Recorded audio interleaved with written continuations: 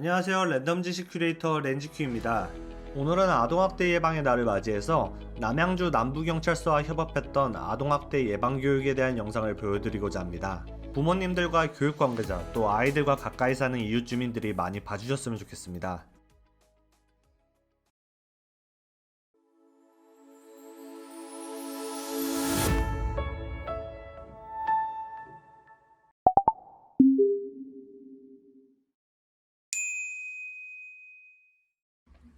안녕하세요. 남양주 남부경찰서 여성청소년과 이정민 경사입니다. 안녕하세요. 남양주 남부경찰서 여성청소년과 정성영 경사입니다.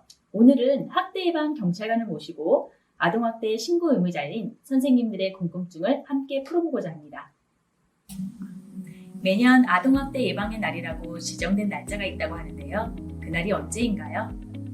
내년 11월 19일이고요. 아동복지법 제23조에 보면 아동학대에 대한 사회인식을 높이고 관심을 유도하기 위해 아동학대 예방의 날을 지정하게 되어 있습니다.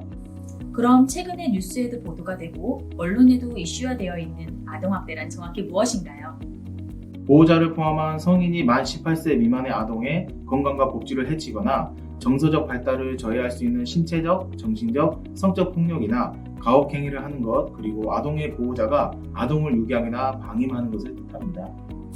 만약 아동학대 의심사안이 있어 신고를 하면 누가 출동하나요?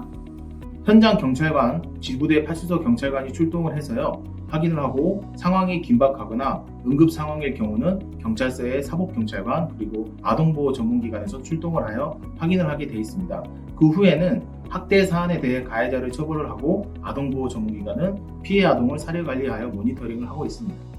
그럼 만약 아동학대 현장을 발견하고 신고를 했을 때 학대 행위자나 가족에게도 별도로 고지를 하여야 하나요?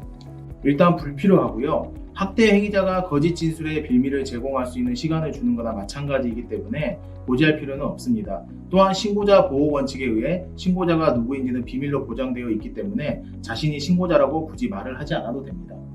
그럼 학대 행위자가 저를 신고자로 인지했을 때 저는 어떻게 해야 하나요? 또 신고를 하였다는 이유로 보복을 하면 어떡하죠? 공익신고자보호법이라든지 아동학대 처벌법에 의해서 신변보호를 경찰로부터 받을 수 있고요. 행위자가 보복적 위협을 한다든지 폭력행위를 행사하면 행위자를 형사적으로 처벌을 하여 법의 보호를 받을 수 있어요. 그럼 학대 행위자는 무조건 처벌을 받나요? 그건 아니고요. 학대 사안의 정도에 따라 개입을 하는 기준이 다른데요. 정도나 법률 위반에 따라 학대 행위자가 처벌이 대상이 될 수도 있고 피해 아동의 피해가 경미하면 상담 및 교육 대상이 될 수 있어요. 그리고 수사 결과에 따라 아동학대 범죄가 처벌이 되지 않을 수도 있어서 즉 아동학대로 신고가 되고 행위자가 수사 대상이 되었다고 하더라도 모두 처벌이 되는 것은 아닙니다. 어린이집에서 학부모가 본인 아이가 학대를 당했다고 하여 CCTV 열람을 요청하는 경우가 굉장히 많습니다. 어린이집에서 보여줄 의무가 있을까요? 일단 어린이집에서 아동학대 사안으로 학부모들이 CCTV 영상을 보여달라고 하는 경우가 있는데요. 영유아보육법 15조 5항에 보면 보호자 아동의 안전 확인, 수사 목적 등의 열람 요구에 응하지 않을 경우 과태료 사안으로 법이 지정되어 있기 때문에 해당 어린이집에서 법령을 알려주고 CCTV 열람을 해주도록 하면 되겠습니다. 네. 학교, 어린이집, 유치원 등 교육기관 등에서 아동학대 의심 신고가 있어 경찰 혹은 아동보호 전문기관에 신고를 했는데요. 아보전에서 행위자 및 아이에 대한 개인정보를 달라고 하는데 혹시 주면 개인정보보호법 위반이 아닌가요? 현행법상 지금 개인정보보호법 위반이 강화가 돼서 많이 꺼려하시는데요.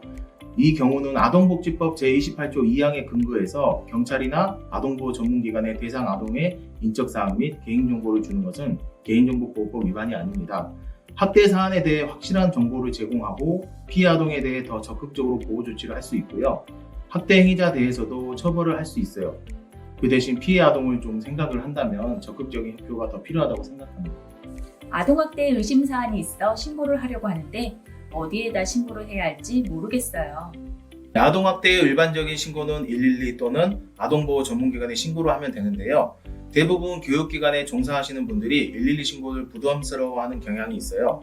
하지만 교육기관에 종사하시는 분들은 신고 의무자이기 때문에 의무적으로 꼭 신고를 하셔야 되고요. 112 신고가 부담스러우시면 아동보호 전문기관에 신고를 하셔도 됩니다. 보육교사가 아동을 때리지는 않았는데 억지로 밥을 먹이고 친구들과 놀지 못하게 혼자 두게 하였다면 학대가 될 수 있나요? 밥을 먹지 않겠다는 아동의 입을 벌려 억지로 밥을 먹이는 행위, 친구들로부터 분리시켜 혼자만 두게 하는 행위는 신체 정서 방임 유기 중 정서적 학대에 해당될 수 있습니다. 피해 아동을 가해자로부터 분리보호할 수 있는 법적 제도에는 어떤 것이 있나요? 학대 행위자로부터 피해를 당한 아동이 수사 대상이 되면 담당 수사관으로부터 임시조치 제도가 있는데요. 퇴거조치, 접근 금지, 통신 제한 조치 위반 등을 신청할 수 있고요. 법원에서 할 수 있는 피해 아동 보호 명령이 있는데요. 피해 아동의 보호자 및 아동보호 전문기관에서 법률적 대리인이 되어서 직접 신청하여 임시조치와 같은 법적 보호를 받을 수 있는 겁니다. 지금까지 아동학대 예방의 달을 맞이해서 아동학대에 대해 얘기를 해보았는데요. 저희가 이야기한 내용이 꼭 도움이 되셨으면 합니다. 지금까지 학대예방경찰관 정성년 경사 이전민 경사였습니다. 감사합니다.